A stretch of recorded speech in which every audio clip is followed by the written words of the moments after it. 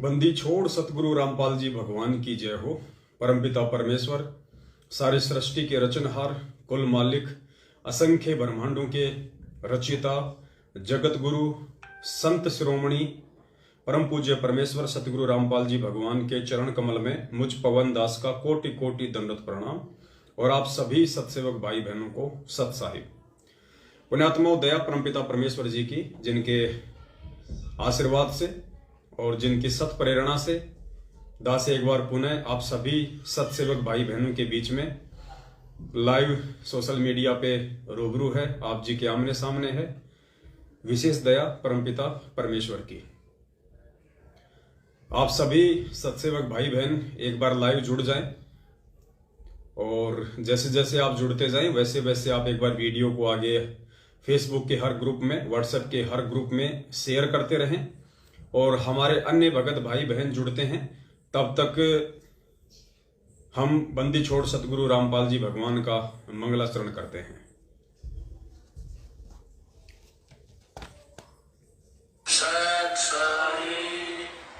बंदी छोड़ कबीर साहिब की जय। बंदी छोड़ गरीबदास जी महाराज की जय। स्वामी रामदेवानंद जी महाराज की जय। बंदी छोड़ सतगुरु रामपाल जी महाराज की जय। सर्व संतों की जय, सर्व भक्तों की जय, धर्मी पुरुषों की जय, श्री काशी धाम की जय, श्री छुड़ानी धाम की जय, श्री करोठा धाम की जय। सत साहिब नमो नमो सतपुर सकुन नमस्कार गुरु की नहीं सुर नर मुनि जन साधवा संतों सर्वसदी नहीं सतगुरु साहेब संत सब डंडो तुम प्रणाम आगे पीछे मत हुए तिनको कुर्बान निराकार निर्विषम काल जाल निर्लेपम निज लीन गुणान अकल अनुपे सोन्न गुणान सोहम सुरति समाप्तम सकल समान बेपरवाह था वार पार नहीं मत तुम ग्रीव जो सुमर सिद्ध होई गणनायक करता ना करो निग्रह सोई पारस पद करवाना आद्य गणेश मनाऊं गणनायक देवन देवा चरण कमल लोलाऊं आद्य अंत कल सेवा परम शक्ति संगीता निज सिद्धाता सोई अविगत गुण अतीता सत्य पुरुष निर्मोही जगदम्बा जगदीशा मंगल रूप मुरारी तन मन अर्पण शीशम भक्ति मुक्ति भंडारी स्वर नर मुनि जन ध्यावे ब्रह्मा विष्णु महेशा शेष सहस मुख गावे पूजे आदि गणेशा इंद्र कुबेर सरीखा वरुण धर्म राय जावे समर्थ जीवन जी का मन इच्छा फल पावे 33 कोटि अधारा जावे सहस 88 उतरे भव जल पारा कटे यम की फांसी 33 कोटि अधारा जावे सहस 88 उतरे भव जल पारा कटे यम की फांसी।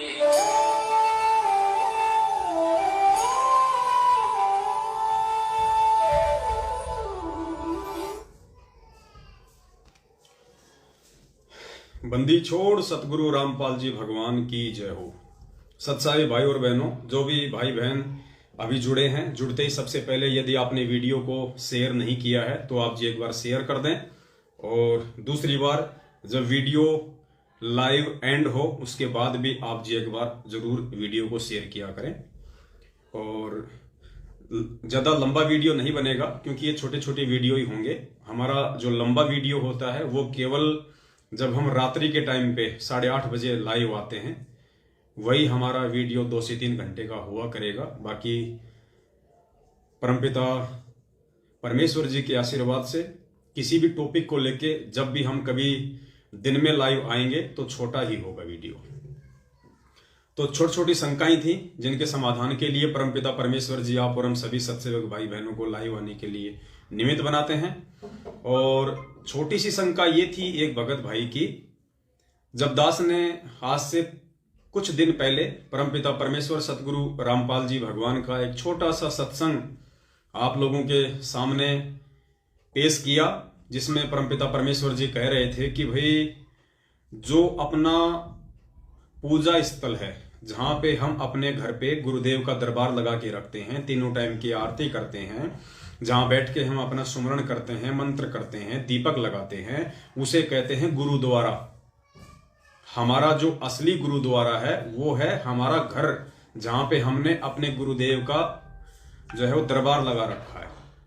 तो चाहे उसको दरबार कहिए, चाहे उसको दरबार साहिब कहिए, चाहे उसको गुरुद्वारा कहिए, चाहे उसको पूजा स्थल कहिए। तो पूज्य गुरुदेव जी ने कहा था कि जो आपका दरबार है, जो पूजा स्थल है, वहां केवल अपने एक परमात्मा, अपने इष्ट देव की ही फोटो रखनी है।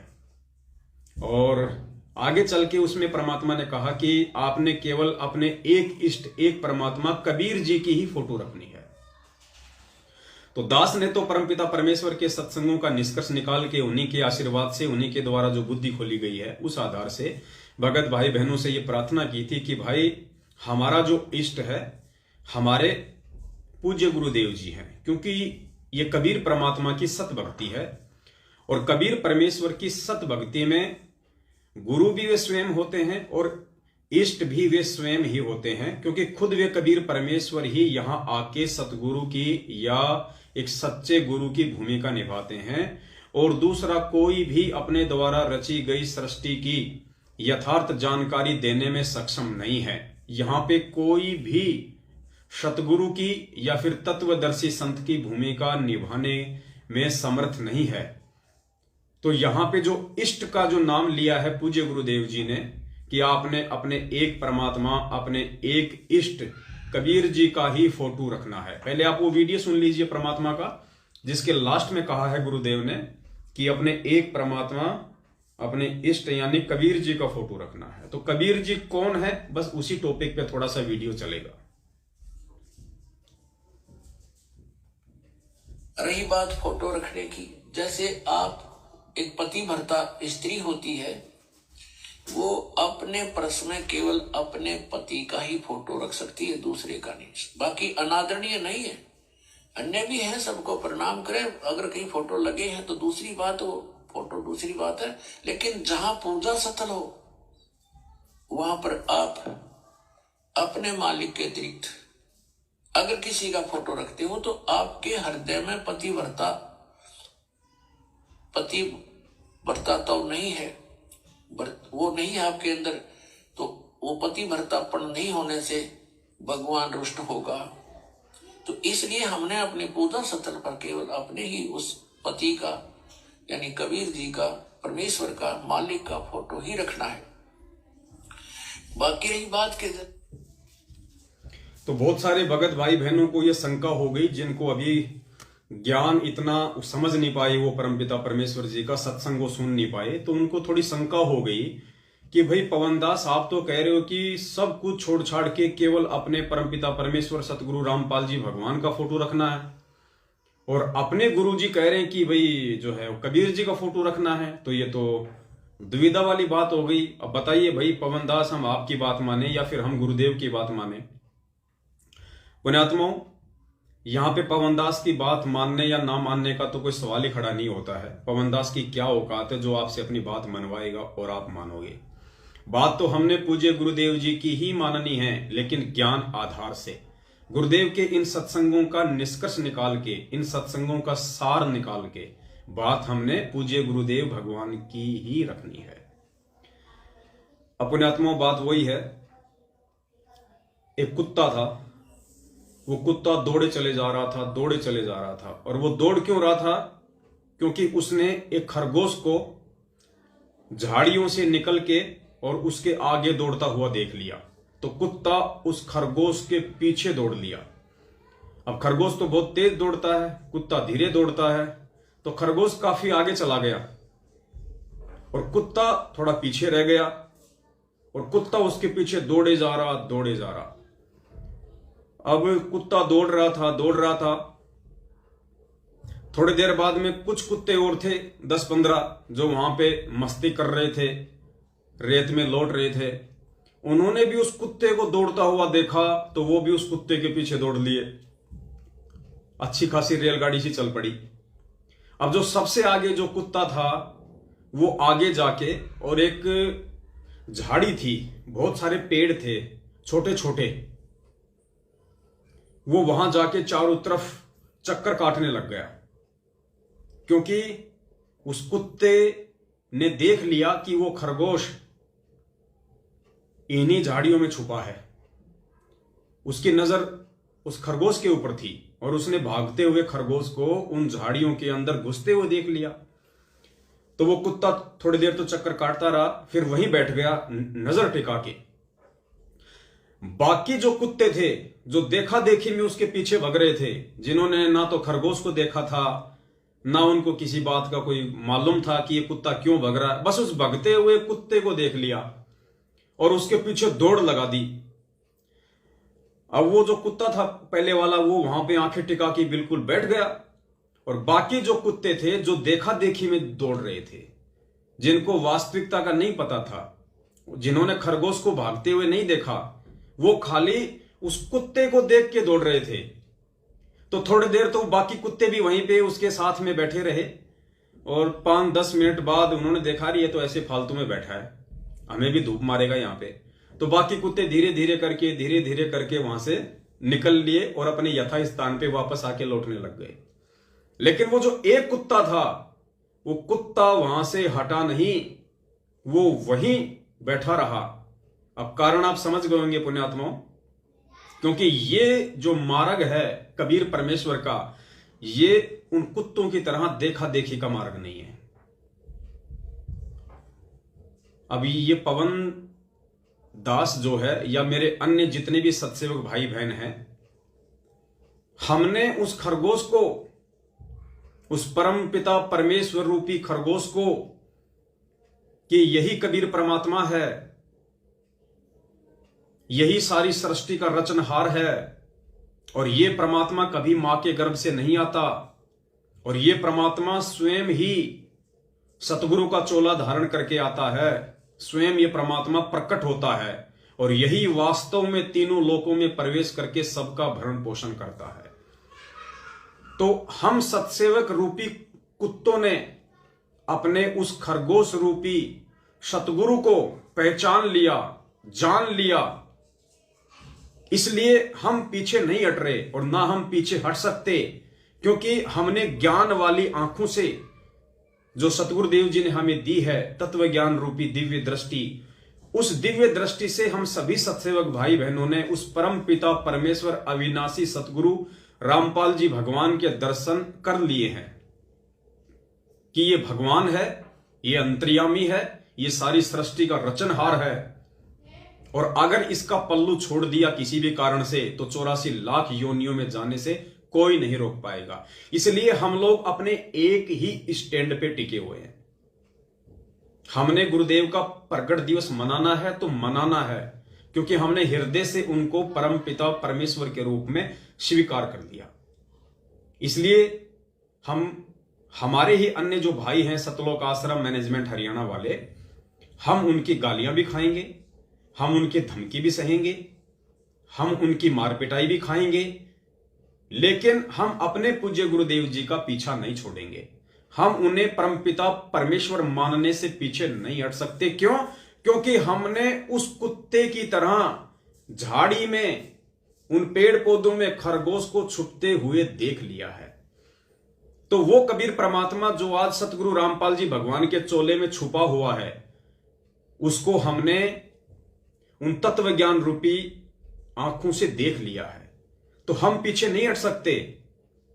और कुछ भाई बहन ऐसे हैं जो हमारे विचारों से थोड़े समय के लिए प्रभावित हो जाते हैं। उन्हें लगता है कि पवन दास तो बिल्कुल ठीक कह रहा है, भाई ये तो सही कह रहा है, ये कहां से बेचारा गुरुद्रोही हो गया, ना इसने कभी गुरु जी को गाली दी, ना कोई निंदा करी, ना कोई चुगली करी, सारी बातें गुरुदेव के सत्संग दिखा दिखा के हमें बताता है। भाई ये बिल्कुल सही है पवन दास, इसको गुरुद्रोही कहने वाले खुद मूर्ख हैं। 5-10 दिन उस भाई पे ऐसा रंग चढ़ जाता है, और 6वें दिन जब उसके नाम का पीला पर्चा निकल जाता है, या उसके कोऑर्डिनेटर का उसके पास में फोन आ जाता है, तो फिर वो भाई जो आंधी की तरह आया था वो उन बाकी कुत्तों की तरह तूफान की तरह वापस भग जाता है। और अरे इसको तो गुरुजी ने गुरुद्रोही कह दिया, अरे रे ये तो गुरुद्रोही है, इसको तो गुरुद्रोही कह दिया गुरुजी ने।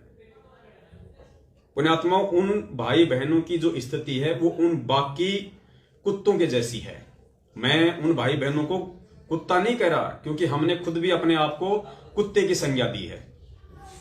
हम सब उस परमपिता परमेश्वर के हम कुत्ते ही हैं, लेकिन हम उन कुत्तों की श्रेणी में नहीं हैं जो दूसरों को देखा देखी हम उनका पीछा करते हैं।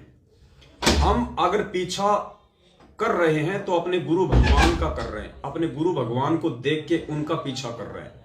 और हमें दिलो दिमाग से, हमें हृदय से विश्वास हो चुका है कि धरती पे परमात्मा है और इन्हीं पेड़ पौधों में छुपा हुआ है, इन्हीं संत रामपाल जी भगवान के चोले में छुपा हुआ है। क्योंकि हमने आंखों से देख लिया, इसलिए हम उस कुत्ते की तरह वहीं नजर टिका के बैठ गए। लेकिन जो अन्य जो कुत्ते थे, जो हम सत्सेवकों को देख के, हमारे भक्ति भाव को देख के, हमारे लगन और समर्पण को देख के कुछ समय के लिए वो प्रभावित हो जाते हैं कि यार ये बहुत अच्छे हैं, यार ये साथ संगति के कार्यक्रम बहुत अच्छे हैं, यार बिल्कुल नियम में चलते हैं, मर्यादाओं में चलते हैं, गुरुजी का बहुत सम्मान करते हैं, ना कोई गंदी राजनीति करते, ना कोई आरक्षणबाजी करते, ना कोई उल्टे सीधे काम करते, ना किसी से कोई ज्योति पाठ और दान का पैसा लेते भाई। और इन पे तो गुरुदेव बहुत प्रसन्न है। इन सब बातों से प्रभावित होके बेचारे वो भी देखा देखी में हम सत्सेवक रूपी कुत्तों के पीछे दौड़ लगा देते हैं। लेकिन पुण्यात्मा वो टिक नहीं पाते, इसलिए नहीं टिक पाते क्योंकि उन्होंने ज्ञान आधार से दौड़ नहीं लगाई। उन्होंने अपने परमपिता परमेश्वर सतगुरु रामपाल जी भगवान को पूर्ण परमात्मा मान के हम सत्सेवकों की संगति नहीं की। केवल देखा देखी में, हमारे विचार सुन के, हमारे वीडियो देख के, हमारा व्यवहार देख के, हमारा स्वभाव देख के ही उन्होंने हमारी संगति की। तो पुण्यात्माओं, यदि आप मात्र हमारे को देख के हमारी संगति करोगे तो आप कभी भी सक्सेस नहीं आ पाओगे। जैसे उन 8-10 कुत्तों ने खाली उस कुत्ते को देख के दौड़ लगाई तो वो सब फेल हो गए। इसी प्रकार यदि आप संगत वाले हम सत्सेवकों को देख के हमसे जुड़ोगे, आप कभी सफल नहीं हो पाओगे। आपने उस खरगोश को देख के दौड़ लगानी पड़ेगी, तब आपके हृदय में यह बात समाएगी कि वास्तव में खरगोश इसी झाड़ी में छुपा हुआ है। वो पूर्ण परमात्मा कबीर साहब इन्हीं संत रामपाल जी भगवान के चोले में प्रकट है। तब आप टिक पाओगे, तब आप साध संगतियों से जुड़ पाओगे, तब आप यथार्थ रूप में एक सही सत्सेवक बन पाओगे।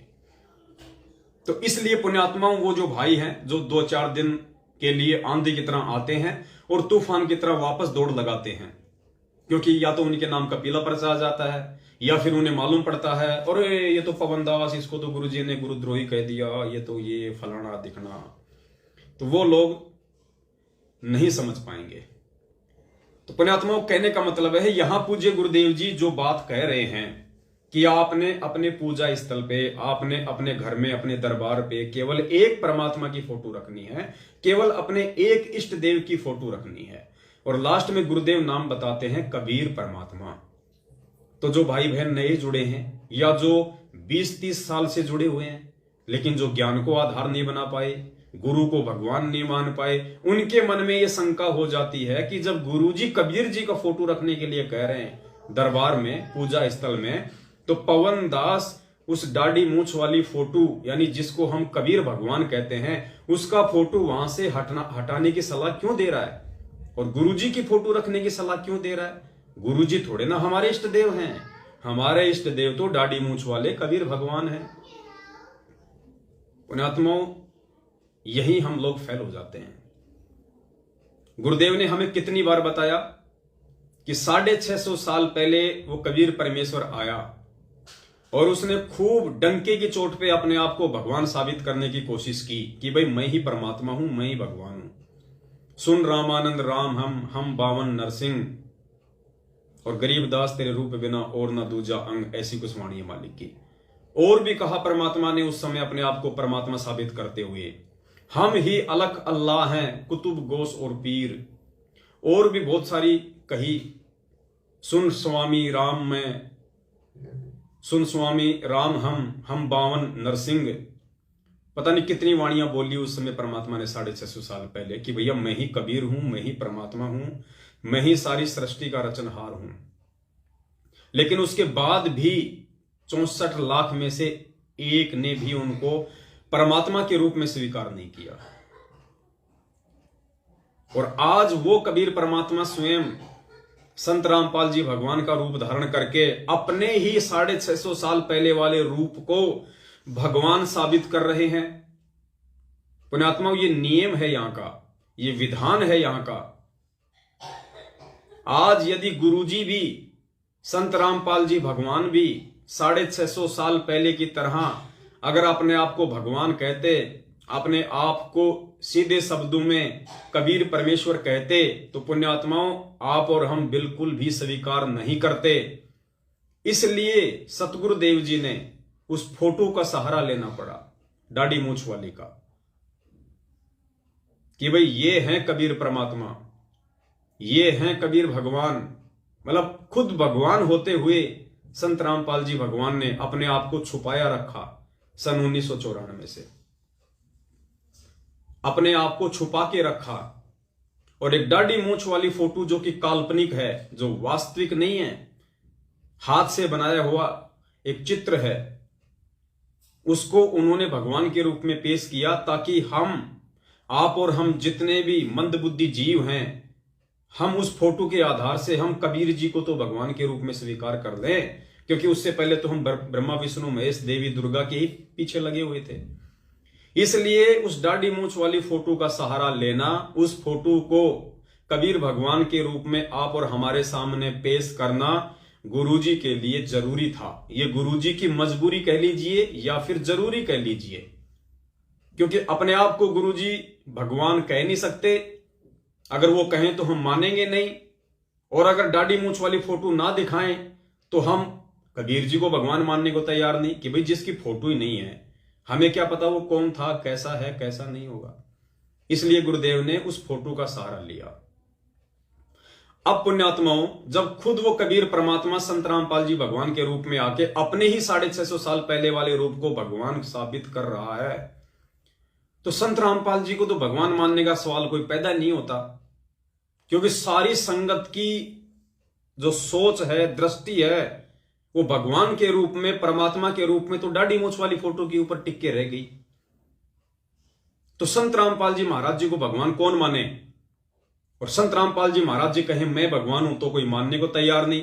इसलिए पुण्यात्माओं, ये जो सेवा है, ये जो ड्यूटी है, ये संत रामपाल जी भगवान ने अपने आप को कबीर परमात्मा घोषित करने के लिए, साबित करने के लिए आप और हम जैसे तुच्छ सत्सेवकों को निमित्त बनाया, जो उनके द्वारा दी हुई सद्बुद्धि का उपयोग करते हुए, उन्हीं के द्वारा किए हुए अनमोल सत्संगों को आधार बना के आज आप और हम सभी भगत भाई बहन अपने अन्य भगत भाई बहनों को समझाने का प्रयास कर रहे हैं कि भैया कबीर को भगवान साबित करने वाला खुद कौन होगा। क्या आज से पहले किसी ने कबीर जी को भगवान साबित किया? कबीर जी को भगवान माना? नहीं माना। तो जो आज कलयुग की पिछली पीढ़ी में कबीर जी को भगवान कह रहा है, वेदों से, शास्त्रों से उनको प्रमाणित कर रहा है, तो कबीर जी को कबीर परमात्मा साबित करने वाला संत रामपाल जी भगवान खुद कौन है? इस बात पे तुम्हारा ध्यान क्यों नहीं जाता?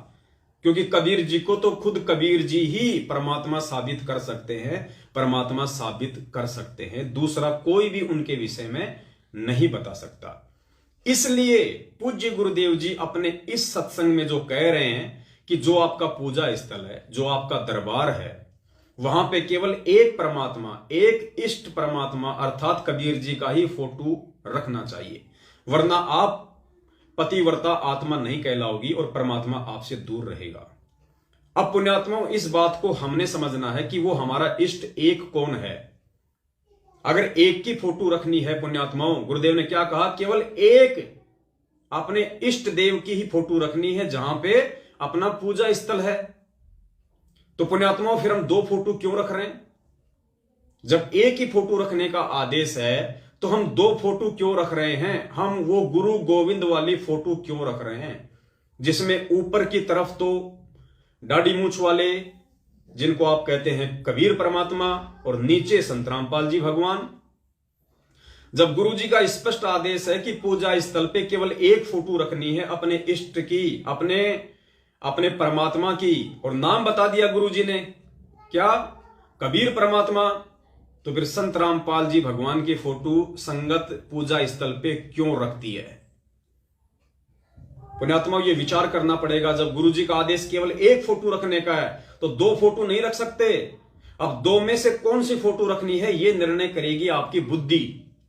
यदि आपने गुरुदेव के सत्संग ध्यान से सुने हैं तो ये आपकी बुद्धि काम करेगी यहां पे कि आपने कौन सा फोटो रखना है। अगर आपने एक फोटो रखने के चक्कर में अगर अपने पूज्य गुरुदेव का फोटो हटा दिया तो भी आप मार खा जाओगे। क्यों? क्योंकि खुद पूज्य गुरुदेव जी कहते हैं कि गुरु बड़े हैं गोविंद से, और मन में देख विचार हरि सुमरे सो रह गए, और गुरु भजे होए पार। अगर गुरु जी का फोटो हटा दिया तो हम मार खा जाएंगे, क्योंकि गुरु को तो भगवान से भी बड़ा बताया है। और अगर हमने दाढ़ी मूंछ वाली फोटो को हटा दिया तो भी आपके मन में शंका पैदा हो जाएगी बिना ज्ञान के कि गुरुजी तो खुद कह रहे हैं कि भैया पूजा स्थल पे केवल कबीर परमात्मा की फोटो रखनी है, और अगर हमने कबीर परमात्मा की फोटो हटा दी तो हम तो अपने गुरुदेव की आज्ञा का उल्लंघन कर रहे हैं, तो भी हम मार खा जाएंगे। और अगर दोनों फोटो रख ली तो भी पूज्य गुरुदेव जी की आज्ञा की अवहेलना हो रही है, क्योंकि गुरुदेव ने तो एक ही फोटो रखने के लिए कहा है। तो पुण्यात्माओं, ऐसी धर्म संकट की स्थिति में पूज्य गुरुदेव जी का सत्संग ही एकमात्र आधार बनेगा। और परमात्मा कहते हैं, हमें पूज्य गुरुदेव जी ने गीता जी अध्याय नंबर 2 श्लोक नंबर 53 में पढ़ाया कि अर्जुन, जब तक तरह तरह के विचार सुन सुन के तेरी बुद्धि एकाग्रचित नहीं हो पाएगी, जब तक तू एक परमात्मा को नहीं चुन लेगा, और जब तक तू इस ज्ञान को आधार बना के अपना एक डिसीजन नहीं कर लेगा कि क्या भक्ति सही है और कौन भगवान सही है, तब तक तो तू भगत की श्रेणी में भी नहीं है, तू योगी भी नहीं है।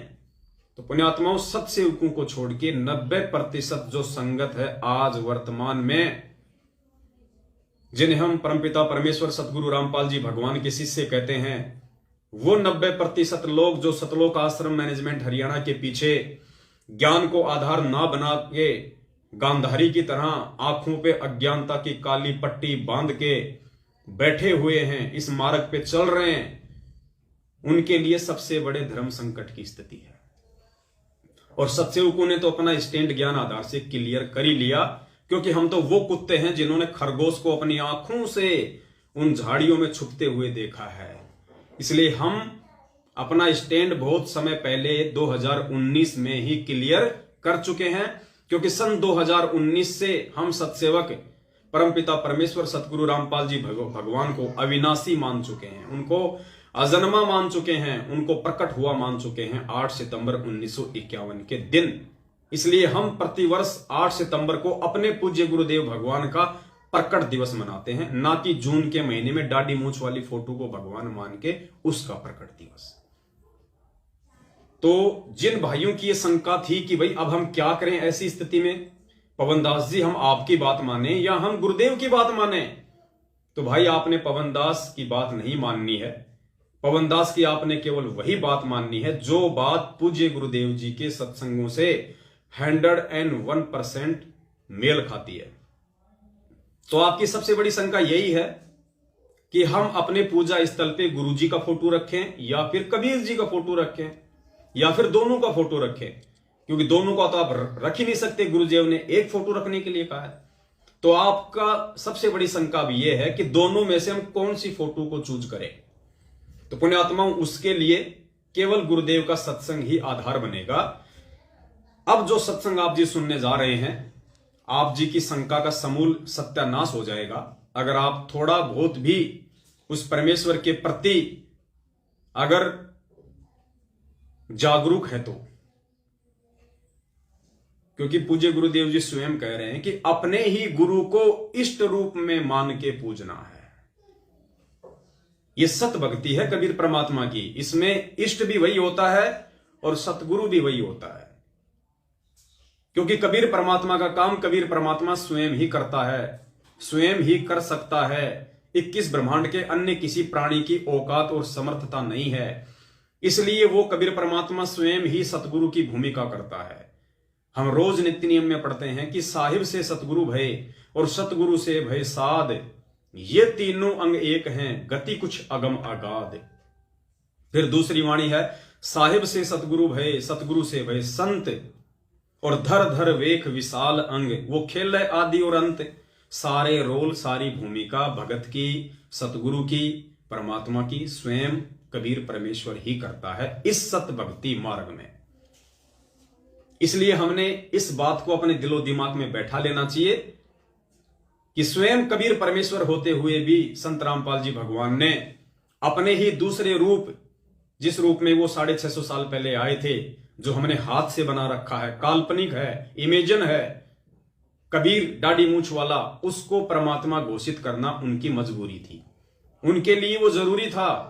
लेकिन अब हमने ज्ञान आधार से समझना पड़ेगा कि हमारे पूज्य गुरुदेव भगवान कौन है। तो अब आपके सामने बिल्कुल स्पष्ट हो जाएगा और आपके सामने ऐसी कोई दुविधा, कोई धर्म संकट वाली स्थिति परमेश्वर का यह सत्संग नहीं छोड़ेगा कि आप और हम सभी भगत भाई बहनों का इष्ट कौन है। जिस इष्ट की फोटो रखने के लिए गुरुजी हमें कह रहे हैं, हमें आदेश दे रहे हैं कि पूजा स्थल पे हमने केवल एक परमात्मा का फोटो रखना है, अपने इष्ट देव का फोटो रखना है। किसका? कबीर परमात्मा का। तो भाई वो कबीर परमात्मा स्वयं सतगुरु रामपाल जी भगवान है और गुरु ही इस भक्ति मार्ग में इष्ट होता है। खुद गुरुदेव अपने सत्संग में कह रहे हैं, ध्यान से सुन लेना, इससे बड़ा सबूत पूरी सृष्टि में आपको कहीं नहीं मिलेगा। 1 मिनट का सत्संग है, बीच में खुद गुरुजी कह रहे हैं कि अपने ही गुरु को इष्ट रूप में पूजना है। क्लियर? फिर कौन हुआ हमारा इष्ट? जब गुरुजी खुद कह रहे हैं कि अपने ही गुरु को इष्ट रूप में पूजना है। गुरुजी ने ये तो नहीं कहा कि दाढ़ी मूंछ वाली फोटो को इष्ट रूप में पूजना है। क्लियर? तो घर में किसकी फोटो रखनी है? केवल परमपिता परमेश्वर बंदी छोड़ सतगुरु रामपाल जी भगवान की। एक पति को छोड़कर आन में आस्था रखने वाली पत्नी को व्यभिचारिणी कहती है। तो अपने ही पति से हर इच्छा पूरी हो, उसी को पति भर्ता कहते। तो हम जब पति भर्ता पद पर आ जाएंगे तो परमात्मा कहते हैं, पति भर्ता जमी पर जो जो धर है पावे, समर्थ झाड़ू देते है ना काटा लग जावे। ऐसा भक्त जब अपने एक इष्ट पूर्ण परमात्मा पर अपने ही गुरु को इष्ट रूप में मानकर जब अपने जीवन रूपी सफर में, क्या कह रहे हैं गुरुदेव? अपने ही गुरु को इष्ट रूप में मानकर। दोबारा सुन लो एक बार। ऐसा भक्त जब अपने एक इष्ट पूर्ण परमात्मा पर अपने ही गुरु को इष्ट रूप में मानकर जब अपने जीवन रूपी सफर में प्रस्थान करता है रास्ते पर, तो परमात्मा उस जीवन रूपी सफर के पाप कर्म रूपी कांटों को बुहारना शुरू कर देता है, उसके दुखों को खत्म करना शुरू कर देता है, झाड़ू देता चलता है कि मेरी प्यारी आत्मा का कांटा ना लग जाए। तो भाई और बहनों, समझदार को संकेत ही काफी होता है, ज्यादा समझाने की आवश्यकता नहीं पड़नी चाहिए। बाकी तो फिर जानवर है जिसको लट्ठों से समझाया जाता है। समझदार वही होता है जो ठोकर खा के समझ जाए, और उससे भी ज्यादा समझदार वो होता है जो दूसरे की ठोकर से समझ जाए और अपना अंगूठा फुड़वाने से बच जाए। अभी ये आपके ऊपर निर्भर करता है, आप अपना अंगूठा फुड़वा के संत रामपाल जी भगवान को भगवान मानोगे, या हम जैसे सत्सेवक जो अंगूठा फुड़वा के आज आप चिल्ला रहे हैं आपके सामने कि गुरुदेव ही भगवान है। आप रोज संध्या आरती करते हो, मेरे गुरुदेव भगवान, दियो काट काल की फांसी, मेरे गुरुदेव भगवान। अरे जब तुम रोज संध्या आरती में अपने गुरु को भगवान कह रहे हो, तो फिर भगवान को भगवान मानने में तुम्हें शर्म क्यों आ रही है? फिर 2 भगवान दुनिया में कौन आ गए? फिर अपने दरबार में, अपने पूजा स्थल पे और किस भगवान की फोटो रखोगे जब खुद आप अपने गुरु को भगवान कह रहे हो, मेरे गुरुदेव भगवान? तो फिर भगवान कौन हुआ? इष्ट कौन हुआ? फिर भी नहीं समझे तो गुरुजी ने सत्संग में स्पष्ट समझा दिया कि अपने ही गुरु को भगवान मान के उसकी पूजा करनी है। तो क्लियर हो गया कि अपने पूजा स्थल पे, अपने घर में आपने जो दरबार लगा रखा है बंदी छोड़ का, उस दरबार में ही नहीं, ये पवन दास तो ये कहेगा कि पूरे घर में दाढ़ी मूंछ वाली फोटो को भूल जाओ, उसके ऊपर क्रॉस मार दो। ऐसे तो पता नहीं भगवान के करोड़ों रूप हैं, करोड़ों, कितने रूप में परमात्मा आता है जाता है, आता है जाता है। किन किन को पूजोगे? वक्त गुरु से बेड़ा पार होगा सत भक्ति में, और कबीर की सत भक्ति में वक्त गुरु स्वयं कबीर परमात्मा ही बन के आता है। बाकी गुरुदेव ने स्पष्ट कर ही दिया। तो पुण्यात्माओं, निवेदन है, देखा देखी में उन कुत्तों की तरह हम सत्सेवक रूपी कुत्तों के पीछे मत दौड़ लगाओ, वरना थक हार के थोड़े दिन में वापस बैठ जाओगे। अगर खरगोश रूपी सतगुरु को पहचान लोगे, उनके सत्संगों को पहचान लोगे, और उसके बाद यदि आप हम लोगों को देख के भी दौड़ लगाओगे, तो भी आपको एक विश्वास हो जाएगा कि खरगोश इसी झाड़ी में है, कबीर परमात्मा इसी संत रामपाल जी भगवान के चोले में है। फिर आप वापस पैर नहीं हटा सकते। एक छोटी सी शंका थी भगत भाई की, तो परमेश्वर ने दास को सत प्रेरणा की कि बेटा, शंका एक की होती है और समाधान हजारों का, लाखों का हो जाता है। सोशल मीडिया मैंने तेरे को यह प्लेटफॉर्म दे ही रखा है, लाखों तक तू अपनी बात पहुंचा सकता है। तो पुण्यात्मा, हम तो सतगुरु आशीर्वाद का, और सतगुरु ने हमें जो टेक्नोलॉजी दी है, इसका हम तो भरपूर फायदा उठा रहे हैं। और जैसा कि आप सभी को पता है, कल 23 अक्टूबर है, और कल भारत देश में 2 जगह सात संगति के कार्यक्रम है। एड्रेस ऊपर दिया हुआ है। सबसे पहली सात संगति है उत्तराखंड में, जहां पे उत्तराखंड की राजधानी है देहरादून।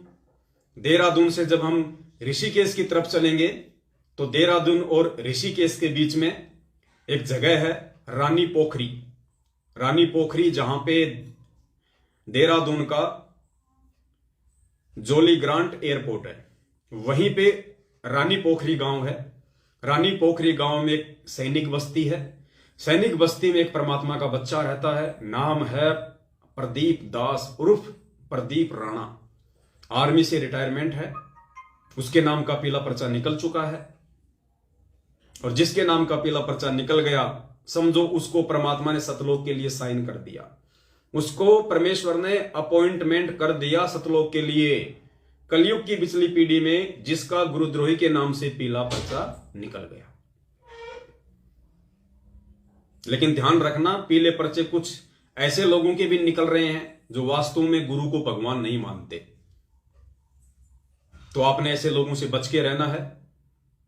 और रानी पोखरी में जाके कल शाम के 7:30 बजे वहां पे बंदी छोड़ सतगुरु रामपाल जी भगवान को भोग लगेगा। 42 मिनट की आरती के साथ में सात संगति होगी, सत्संग होगा, और यज्ञ से बचा हुआ भोजन खाने से हमारे जन्म जन्मांतरों के पाप कर्मों का नाश होगा। तो उत्तराखंड और आसपास के जितने भी भगत भाई बहन हैं, वहां जाने का प्रयास करें। ऊपर मैसेज में भगत प्रदीप दास जी के नंबर हैं, पूरा एड्रेस है। दूसरी सात संगति है गुजरात में।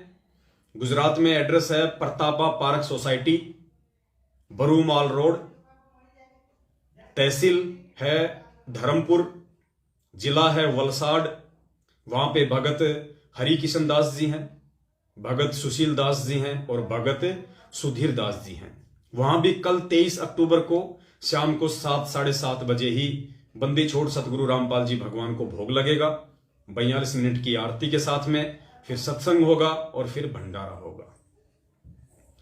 उसके बाद में दीपावली के दिन लगातार 2 दिन सभी के लिए, अगर कोई देश विदेश से आना चाहे, जैसी उनको परमात्मा उनको प्रेरणा करे, राजस्थान के जयपुर में राजस्थान के सभी सत्सेवक भाई बहन मिलके दीपावली पर 2 दिन का सात संगति और धर्म भंडारे का प्रोग्राम रखवा रहे हैं। दिनांक 4 नवंबर और 5 नवंबर को। 4 नवंबर रात्रि 7 बजे परमेश्वर को भोग लगेगा, फिर सत्संग होगा, भंडारा होगा, सात संगति होगी। दूसरे दिन भगत भाई बहन आराम करें। फिर दूसरे दिन यानी 5 तारीख को शाम को 7 बजे बंदी छोड़ को फिर भोग लगेगा, फिर सात संगति होगी, भंडारा होगा। और जो दूर दराज से आने वाले भगत भाई बहन हैं, वो चाहें तो वो 3 तारीख को भी आ सकते हैं। रहने खाने की बंदी छोड़ के दया से सारी व्यवस्था रहेगी। कहीं कोई दिक्कत नहीं है। आराम से हम भगत भाई बहन मिलेंगे, हरी चर्चा करेंगे, एक दूसरे के विचारों से परिचित होंगे। आगे हमने किस प्रकार से परमपिता परमेश्वर सतगुरु रामपाल जी भगवान के सत्य भक्ति मार्ग और मिशन को आगे बढ़ाना है। और तब तक जो भक्ति बोध पुस्तक है वो भी छप के आ जाएगी। वैसे तो आ चुकी है परमपिता परमेश्वर जी के आशीर्वाद से।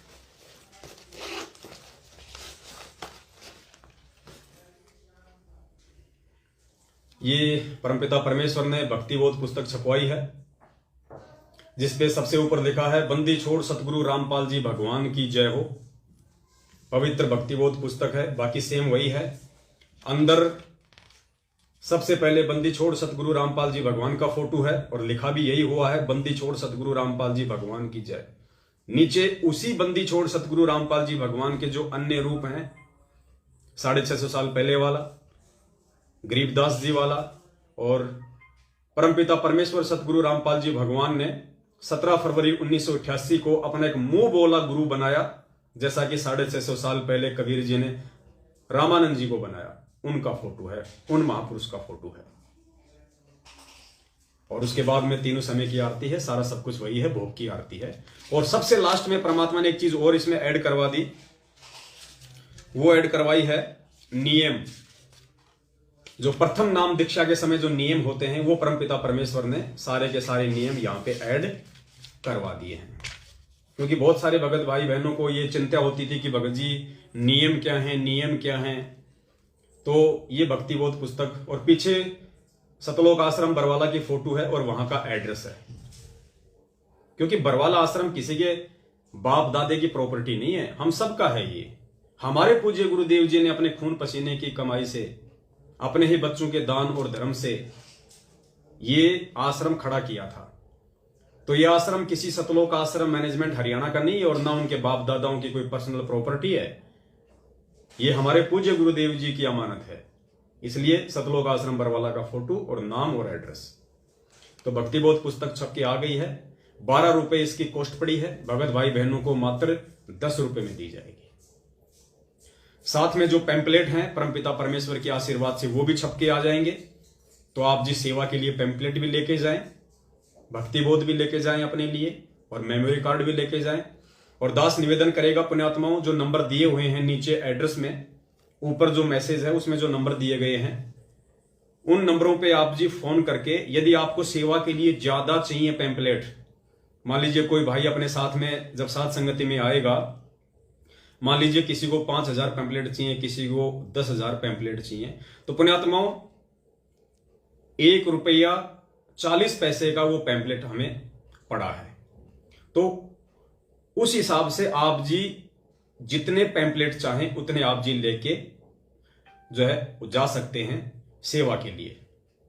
क्योंकि यदि आप पैम्पलेट लोगे और जो उसकी कॉस्ट है एक्चुअल, यदि आप वो पैसा हमें दे दोगे, तो पुण्यात्माओं आगे से आगे और सेवा चलती रहेगी। हम पैम्पलेट छपवाते रहेंगे, वरना आपको अच्छे से पता है हम भी हैंड टू माउथ हैं। बड़ी मुश्किल से रोजी रोटी का अपना खर्चा चलता है। कई बार तो मकान किराए भी भगत भाई बहनों से लेके भरना पड़ता है। तो ये हम सबका सहयोग है, हम सब की सेवा है। तो जिस भाई को जितने चाहिए उतना वो पहले ही नोट करवा दे, ताकि यदि अगर क्वांटिटी अगर थोड़ी है तो हम समय रहते दीपावली से पहले पहले और छपवा लेंगे।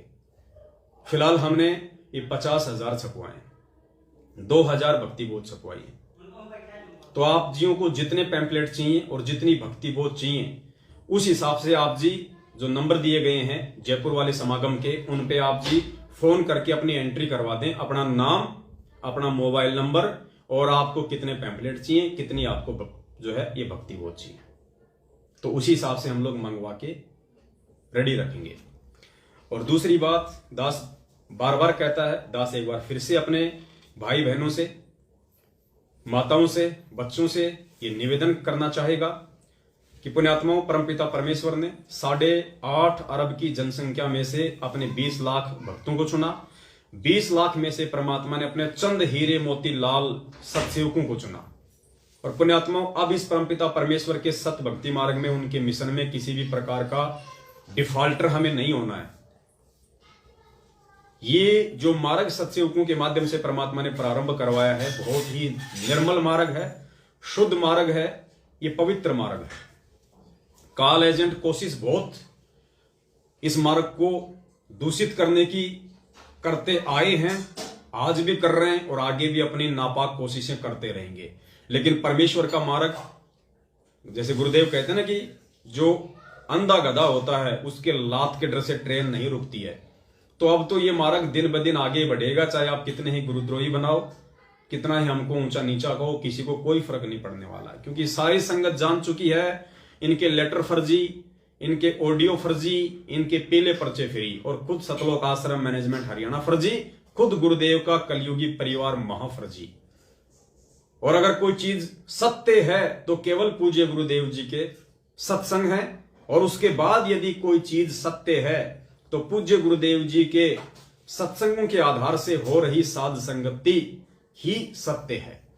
तो सबकी आंखें खुल चुकी हैं। 7 साल से उन्होंने मैनेजमेंट की भी संगति करके देख ली, अपने हार्ड गोडे अच्छे से तोड़वा के देख लिए, ज्योति पाठ और दान का पैसा खूब दे के देख लिया, इशार की तारीखों पे जा जाके अपने घुटने तोड़ के देख लिए, किसी को कोई लाभ नहीं है, जैसे थे वैसे के वैसे हैं। तो अब लोग मजबूरन, जिसको भक्ति करनी होगी, जो अच्छी आत्मा होगी, वो तो सत्सेवकों के साथ में ज्ञान आधार से जुड़ जाएगी, और जो निकम्मी आत्मा होंगी, जिनके भक्ति संस्कार कमजोर होंगे, वो मैनेजमेंट की संगति करते करते, और मैनेजमेंट की संगति का मतलब है सबसे पहले अपनी मर्यादा तोड़ना, तो मर्यादा तोड़ने वाले को लाभ होने नहीं। जब तक बैटरी थी तब तक ठीक था, बैटरी डिस्चार्ज हो गई, आगे भक्ति बन नहीं रही, पहले की सारी तुमने खा ली, थोड़ी बहुत थी मैनेजमेंट ने जाट आरक्षण में, राजनीति में, रक्तदान में, देदान में, आनंद पाल की सीबीआई जांच में तुम्हारी बर्बाद करवा दी। तो अब वो खाली खोके रह गए। अब वो उन खाली खोकों में अगर थोड़ी बहुत भी सद्बुद्धि होगी, तब तो वो अपने जाने अनजाने की तमाम गलतियों की समायाचना करके बंदी छोड़ सतगुरु रामपाल जी भगवान से सत्सेवकों के साथ जुड़ के वापस अपना मटका भक्ति से भरना शुरू कर देंगे। और जो बिल्कुल ही बेबुद्धि हैं, वो अपने गुरुदेव में दोष निकाल देंगे, गलती खुद की, और दोष निकालेंगे गुरुदेव में कि यार इतनी भक्ति कर रहे हैं, इतने पाठ करवा दी, इतनी ज्योति करवा दी, इतनी बार तारीखों पे चला गया है, कोऑर्डिनेटर की भी बराबर में चापलूसी कर रहा हूं 7 साल से, फिर भी कोई फर्क नहीं पड़ रहा मेरे ऊपर। तो वो अपने गुरुदेव में दोष निकाल के स्वयं की गलती के चलते इस मार्ग को छोड़ के या तो दूसरे पंथों में धक्के खाएंगे या फिर वापस अपना उन्हीं भक्तियों में लग जाएंगे। तो तमाम मेरी जो माता बहनें हैं, दास उनसे हाथ जोड़ के फिर विनती करेगा, पुण्यात्माओं, यदि आपको सतनाम मिल चुका है, भाई और बहन, माता, बुजुर्ग, यदि आपको सतनाम मिल चुका है, दास इसलिए कह रहा है क्योंकि सतनाम तक इतना ज्ञान नहीं हो पाता है, इसलिए उन भाई बहनों को मैं ज्यादा फोर्स नहीं करूंगा, लेकिन विनती मैं उनसे भी करूंगा जिनको अभी तक सतनाम नहीं मिला है या जो संकल्प नाम दीक्षा लेके भक्ति कर रहे हैं। मेरी विनती उनसे भी रहेगी, क्योंकि अब हमने परमेश्वर को समझने में ज्यादा देरी नहीं करनी चाहिए। गुरुदेव कहते हैं ना, साहिब ने भेद दिया सब खोला अपनी सतलोक राजधानी का। जब सारा भेद परमात्मा ने खोल दिया तो हमने समय नहीं लेना चाहिए वो आगे समझने में। लेकिन जिनको सतनाम मिल चुका है, उन माता बहनों से मेरा निवेदन है, आप साध संगति के जिस भी प्रोग्राम में जहां भी जाएं, पुण्यात्माओं, पाखंड रहित होके जाएं, आडंबर रहित होके जाएं, मान बढ़ाई और दिखावे से दूर होके जाएं। आपके शरीर के किसी भी अंग पे किसी भी प्रकार का सोने चांदी का या नकली आभूषण नहीं होना चाहिए। यदि आप साध संगति की तरफ अपना पैर रख रही हैं तो आपके जो वस्त्र हैं बहुत ही शोभनीय होने चाहिए, बहुत ही सभ्य होने चाहिए, ढीले ढाले होने चाहिए। आपके वस्त्र चटकीले, मटकीले और भड़काऊ नहीं होने चाहिए। कोई भी टाइट वस्त्र ऊपर या नीचे आप जिन्हें नहीं पहना होना चाहिए। बहुत ही सादगी के साथ, बहुत ही विनम्रता के साथ में। अपने बच्चों के वस्त्र भी बहुत सीधे सादे तरीके वाले आप जिन्हें सिलवा लेने चाहिए। छोटे छोटे बच्चे जो टाइटी पहन लेते हैं, जींस पहन लेते हैं, पुण्यात्माओं, अब नहीं चलेगा इस मार्ग में। आज यदि आप उनको नहीं टोकोगे तो कल फिर जब वो अपनी व्यवस्था में आ जाएंगे फिर वो आपकी बात नहीं मानेंगे। तो बच्चों पे यदि भक्ति का रंग चढ़ाना तो बचपन से चढ़ाओ। और बच्चे अपने माँ बाप को देख के ज्यादा सीखते हैं, ज्यादा चलते हैं। बच्चे समझाने से कम और देखने से ज्यादा समझते हैं। तो आप एक भगत बन के रहोगे अपने घर में और साथ संगतियों में और समाज में, तो आपके बच्चे ऑटोमेटिक आपको देख के 90% तो वैसे ही भगत बन जाएंगे। तो चाहे जयपुर की साथ संगति हो या चाहे देश विदेश में कहीं भी साथ संगति हो सत्सेवकों की, उस साथ संगति में जो भी माता बहन भाई आए, वो किसी भी प्रकार का अपने किसी भी अंग पे कोई भी आभूषण सोने चांदी का या आर्टिफिशियल ज्वेलरी, नकली आभूषण भी नहीं होने चाहिए। शोभनीय वस्त्र हो, ढीले ढाले वस्त्र हो, जैसा कि दास बार बार जिक्र करता है, बहुत ही सादगीपूर्ण तरीके से, वरना हम परमपिता परमेश्वर के दोषी हो जाएंगे। हालांकि यदि आप सोना पहन के भी आ गई तो हम आपको रोकेंगे नहीं, लेकिन पुण्यात्मा परमेश्वर आपको हृदय से उस साथ संगति में स्वीकार नहीं करेगा। परमेश्वर आपको अपना आशीर्वाद नहीं देगा। और जब परमेश्वर ही आपको पसंद नहीं कर रहा, परमेश्वर आपको अपना आशीर्वाद नहीं दे रहा, क्योंकि जब आप सोना पहनेंगे तो पुण्यात्मा साथ में काल को भी आशीर्वाद जाता है, क्योंकि सोने में काल का प्रवेश है। गुरुदेव ने स्पष्ट मना कर रखा कि सोना नहीं पहनना।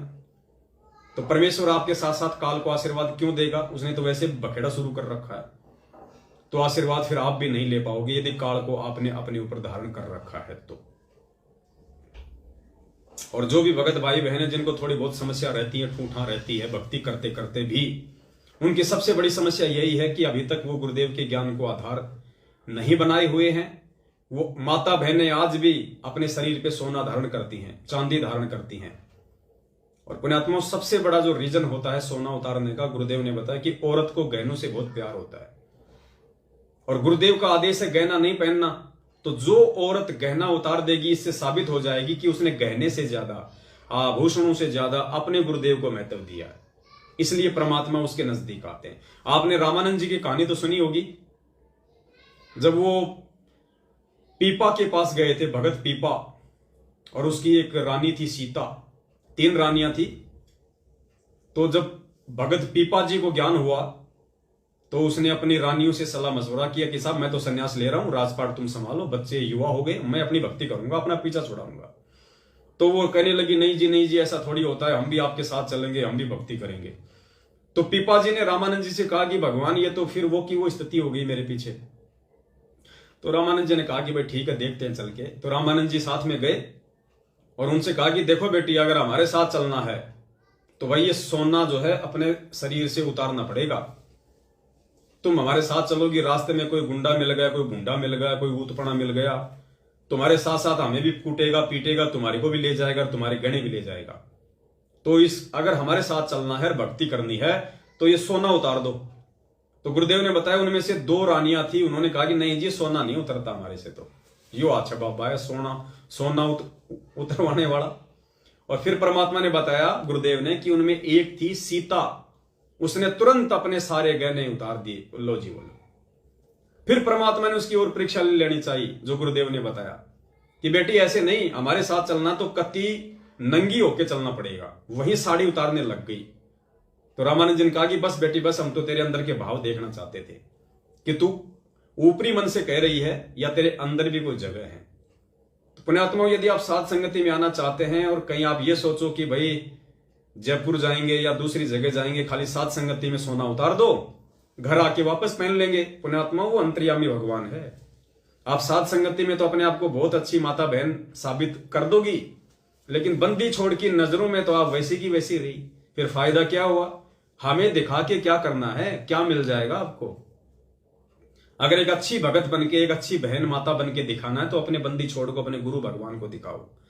गुरु जी कहते हैं जो पतिव्रता औरत होती है, चाहे आध्यात्मिक दृष्टि में हो चाहे सामाजिक दृष्टि में हो, वो अपने घर और बाहर एक जैसी रहती है। अपने घर और बाहर वो एक जैसी रहती है, उसमें कोई बदलाव नहीं आता, उसे कहते हैं असली पतिव्रता। तो दास का निवेदन था, और जो भाई हैं भाइयों से भी दास का निवेदन है, यदि आप टी शर्ट वगैरह पहनते हैं तो ज्यादा टाइट टी शर्ट पहन के नहीं आनी है, छोटी बाजू की टी शर्ट वगैरह नहीं पहननी है भाई। या तो अपना कुर्ता पजामा सिमा लो दास की तरह, या अपना पैंट शर्ट पहनो, अपना ट्राउजर पहनो, ढीले ढाले पहनो। जींस वगैरह हमने बिल्कुल नहीं पहननी है। लोअर वगैरह पहन के आ जाते हैं बहुत सारे भाई बहन। पुण्यात्माओं, हम भगत हैं, साथ संगति में सत्संग में हमारी माँ भी आती है, हमारी बहन भी आती है। हमने लोअर पे पहनना है तो ढीला ढाला पहनो, टाइट लोअर नहीं पहनना, जैसा कि आजकल मार्केट में चल रहे हैं। हमको यदि गुरुदेव ने भगत बनाया तो हमने भी भगत बन के दिखाना होगा। भगत के असली जो आभूषण हैं वो शील, संतोष, विवेक, दया, अक्षमा, परोपकार, निस्वार्थ, परमार्थ, ये बताए हमें गुरुदेव ने। चाल चलन, व्यवहार, बोलचाल, उसका चरित्र, ये है असली हमारे आभूषण, हमारे गुण। तो हमने वो धारण करने पड़ेंगे, चाहे आज कर लो चाहे कल कर लो, शुरुआत तो करनी पड़ेगी अगर भगत बनना है तो। और भगत ही नहीं बने तो फिर सतलोक कहां चले जाएंगे। तो दास की इतनी सी विनती थी, इतना सा दास का निवेदन था, जो आप जियों के सामने दास परमपिता परमेश्वर सतगुरु रामपाल जी भगवान की सत प्रेरणा से सामने हाजिर हुआ। आगे आप कुछ समझदार हैं, दास की सेवा केवल आप जियों तक संदेशा पहुंचाने की है। आगे परमपिता परमेश्वर जैसा भी निर्देशित करेंगे, दास आपके सामने लाइव हाजिर होगा। बाकी कल 2 सात संगति हैं, जितने भी भगत भाई बहन मुझे सुन पा रहे हैं, अगर समय मिले तो आप जरूर वहां पे शामिल हों, परमेश्वर का आशीर्वाद प्राप्त करें, क्योंकि परमेश्वर का विधान है जहां भी सात संगति होगी वहां परमेश्वर किसी न किसी रूप में अवश्य पूछता है, ये उनका विधान है अपने बच्चों को आशीर्वाद देने के लिए। तो ऐसा मौका कौन चुकेगा? कोई नालायक होगा वो चुकेगा। अगर आसपास में है तो ठीक है, आप ज्यादा दूर है किसी काम से नहीं जा पा रहे तो एक बात अलग है। यदि आप आसपास में 100, 200, 300 किलोमीटर है, फिर भी आप यदि आलस्य कर रहे हैं, नहीं जा पा रहे हैं, तो फिर आप जैसा नालायक फिर कौन होगा। बंदी छोड़ सतगुरु रामपाल जी भगवान की जय हो। सत साहिब। जिसके सिर पर कृपा गुरु की, वो दुख कैसे पाएगा। जिसके सिर पर कृपा गुरु की, वो दुख कैसे पाएगा। नाम गुरु जी का जप लेगा, नाम गुरु जी का जप लेगा, जीवन सफल बनाएगा। जिसके सिर पर